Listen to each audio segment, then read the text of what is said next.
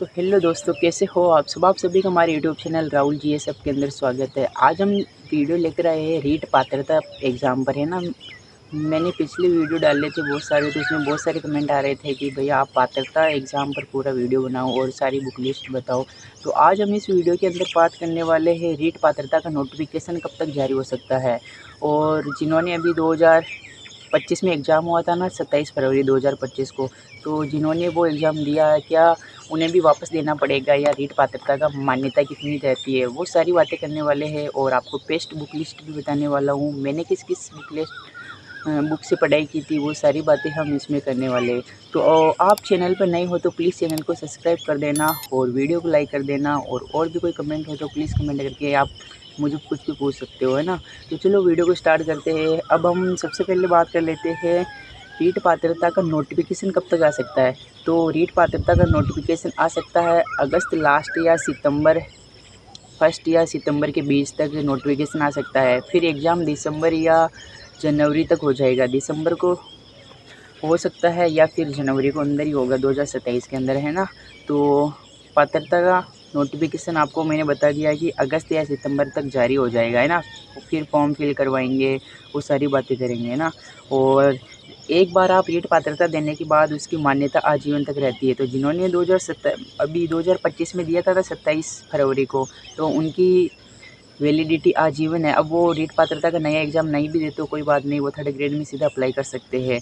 उसके बाद बात कर लेते हैं मेरे कितने अंक आए थे। तो मैंने रीट पात्रता का अभी 2025 में पेपर दिया था और मेरे 116 अंक आए थे। और मैंने कोई कोचिंग वोचिंग नहीं की थी, मैंने सिर्फ सेल्फ स्टडी की थी। और कौन कौन सी बुक से मैंने अपनी तैयारी की थी, तो वे मैं सारी बुकलेट आपको बताने वाला हूँ। तो वीडियो को लाइक कर देना।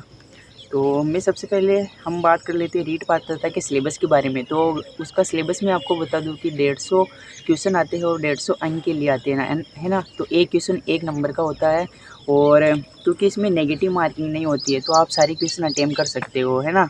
तो उसके अंदर 5 पार्ट होते हैं हमारे पेपर के अंदर। सबसे पहला पार्ट होता है साइकोलॉजी का। फिर आ जाता है सब्जेक्ट फर्स्ट, जिसके अंदर हिंदी चुनते हैं सब। उसके बाद आ जाता है सब्जेक्ट सेकंड।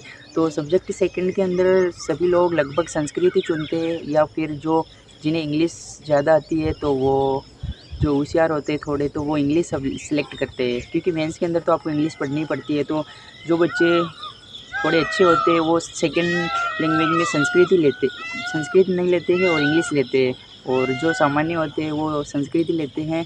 और फिर आ जाती है हमारी सब्जेक्ट नंबर 4 गणित। तो गणित आ जाती है। और फिर आ जाता है पर्यावरण। और ये चारों सब्जेक्ट है ना, हिंदी, संस्कृत और गणित और पर्यावरण, तो इनकी वापस शिक्षण विद्या भी आती है 40 अंक की। यानी कि ये चारों सब्जेक्ट है ना, तो 10-10 अंक की इनकी शिक्षण विद्या भी आती है। और 20-20 अंक की ये सब्जेक्ट, या ये जो भी हिंदी, संस्कृत, ये वाली है ना, इनसे क्वेश्चन आते हैं। तो और इनका क्वेश्चन का रेशियो ये होता है कि जैसे कि हिंदी है तो हिंदी में 10 क्वेश्चन शिक्षण विधियों के आएंगे और 20 क्वेश्चन व्याकरण के आएंगे। संस्कृत है तो संस्कृत में भी 20 क्वेश्चन व्याकरण के, 10 क्वेश्चन शिक्षण विधियों के। गणित के अंदर भी 20 न्यूमेरिकल और 10 शिक्षण विधियों के। फिर पर्यावरण में भी 10 शिक्षण विधियों के और 20 क्वेश्चन पर्यावरण के आते हैं। इस प्रकार तो शिक्षण विधियों के भी 40 क्वेश्चन आते थे। शिक्षण विधियों का भी बहुत बड़ा रोल होता है। अब हम बात कर लेते हैं इनकी सबसे बढ़िया बुक की। तो मैं बुक की फ़ोटो आपको वीडियो में नीचे यहाँ लगा दूंगा, आप देख लेना।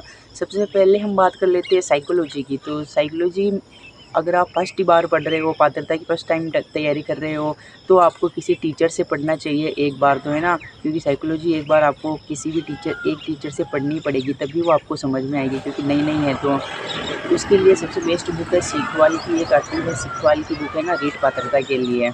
तो सीखवाल की बुक आप ले सकते हो रीट पात्रता के लिए। उसके बाद सब्जेक्ट फर्स्ट के अंदर मैं हिंदी की बात कर लेता हूँ। तो हिंदी में रचना प्रबोध बुक बेस्ट है।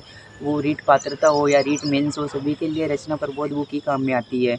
उसके बाद हम बात कर लेते हैं संस्कृत की। तो संस्कृत के लिए एक साफल्यम की बुक आती है ना। साफल्यम की एक संस्कृत की बुक आती है, चवन्य प्रकाशन की। मैं यह फ़ोटो दे दूँगा, आप देख लेना।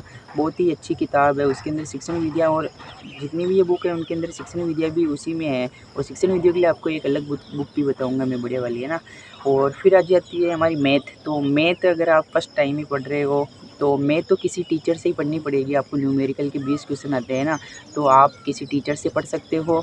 मैथ। और उसके अलावा प्रैक्टिस के लिए आप बुक ला सकते हो, एक माथुरिया नाम से बुक आती है ना, मैं फ़ोटो दे दूँगा, ये आप देख लेना।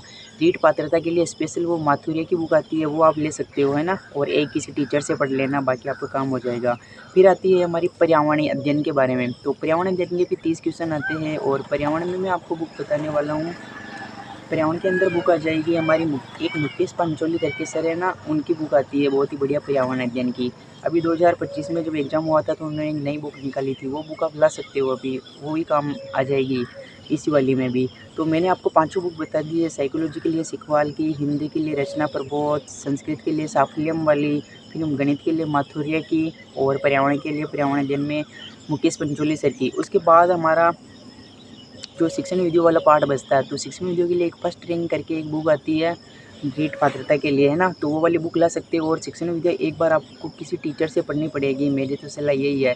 जब आप टीचर से पढ़ोगे तो समझोगे शिक्षण वीडियो में कैसे क्वेश्चन आते हैं। और फिर आप प्रैक्टिस के लिए यूट्यूब पर वीडियो देख सकते हो, बहुत सारे यूट्यूब पर वीडियो मिल जाएगा आपको, है ना। तो ये हमने बात कर ली है सभी बुक के बारे में, शिक्षण वीडियो के बारे में भी बता दिया है मैंने, और नोटिफिकेशन कब होगा ये भी बता दिया। अगर आपके अब भी कोई सवाल बच रहा है तो प्लीज़ कमेंट कर देना, मैं उसका रिप्लाई कर दूंगा। और नेक्स्ट वीडियो मुझे किस टॉपिक पर बनाना है प्लीज़ कमेंट करके ज़रूर बताना। और हाँ, यहाँ तक वीडियो देख लिया तो प्लीज़ नहीं हो तो चैनल को सब्सक्राइब और वीडियो को लाइक कर देना। मिलते किसी नेक्स्ट वीडियो में, तब तक के लिए जय हिंद, नमस्कार।